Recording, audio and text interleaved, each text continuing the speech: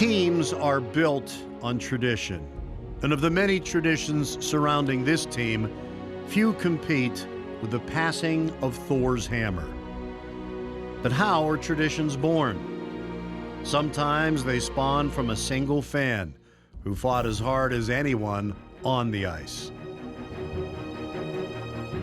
My name's Gary Engelthaler. You probably know me better as THOR, and this is my Penn State hockey story.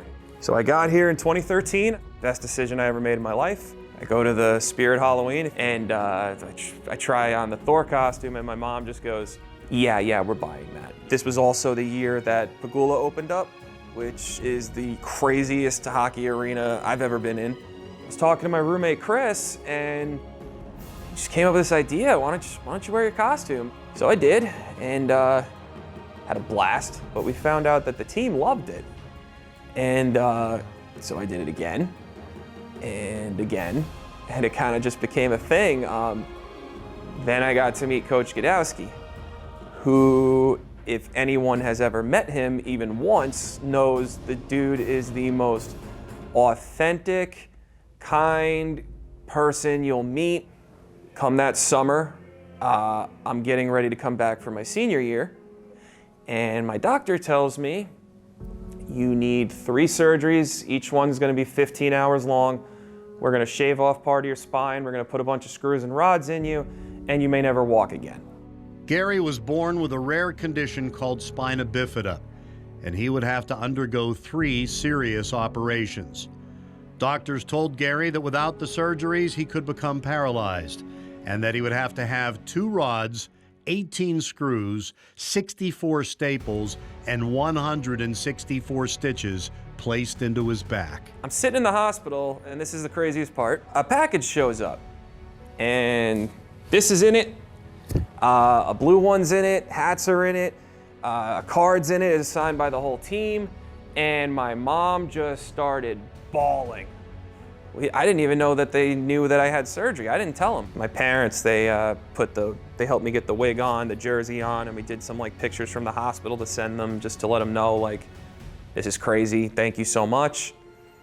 It definitely helped me get back on my feet. But then the next couple months was the hardest part. And we get a phone call going, hey THOR, we got a game coming up in Madison Square Garden. I was wondering if you could come. So my first outing after having 3 life-changing surgeries and having to teach myself how to walk again, my first outing, instead of a nice little stroll around the block, was to Madison Square Garden, the world's most famous arena. Go figure.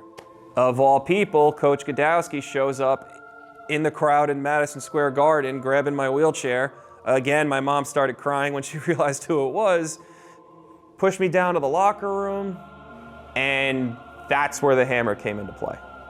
Just say I've been going through a lot the past few months.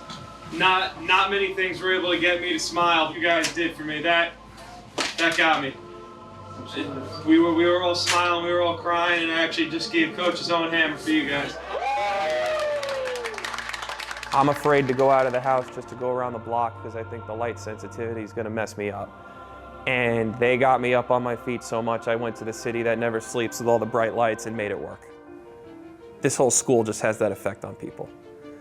So I wanted to give back in some way I could, and I just figured the hammer was the best way I could do it. And he hasn't been able to be with us at the start of the year because of back surgery, but he's back now, and this is the first day that he's back in the student section with the students. So I hope you all help us. We want to commemorate this. Welcome back. We have a authentic THOR hammer. So THOR, welcome back. We love you.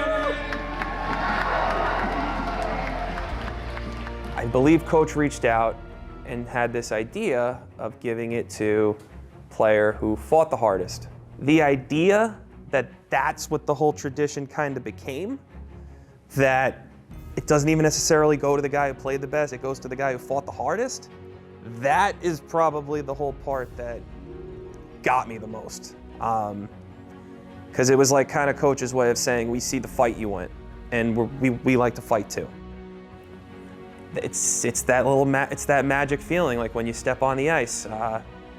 Everything around you, all the stuff you're dealing with, in that moment when you're in the zone, it doesn't exist. So when I would come to these games, when I'd put the wig on, when I'd put the outfit on, when I'd put the cape on, pick up the hammer, the works, all the problems I had at the time were just gone.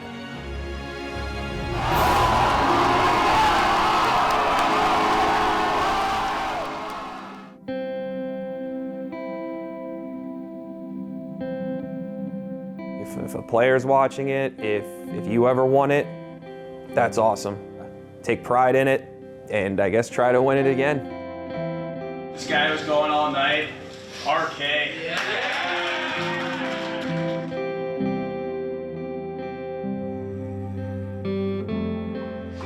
This guy does little things. From now on, that's how we play. When he cut it out in the third period, we go to a lot of guys, but gonna get to the guy who wins his battles all over the ice. First has a Nittany line tonight, Philly. I think this could go to a lot of guys, but this guy, I don't know how much this guy showed in box score, but he won at every battle and he played Penn State hockey all night. Denny.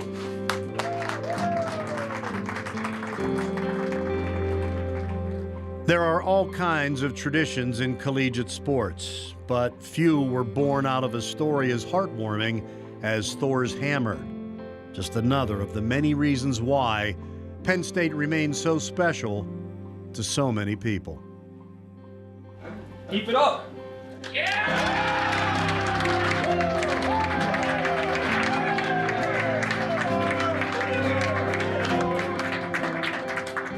Doug Thor. All that out. Yeah, how you gonna follow First of all, shout out Thor. Thank you so much. That's a sweep. I could give this to literally 10 people. Swaggy Boy Turbo, here you go.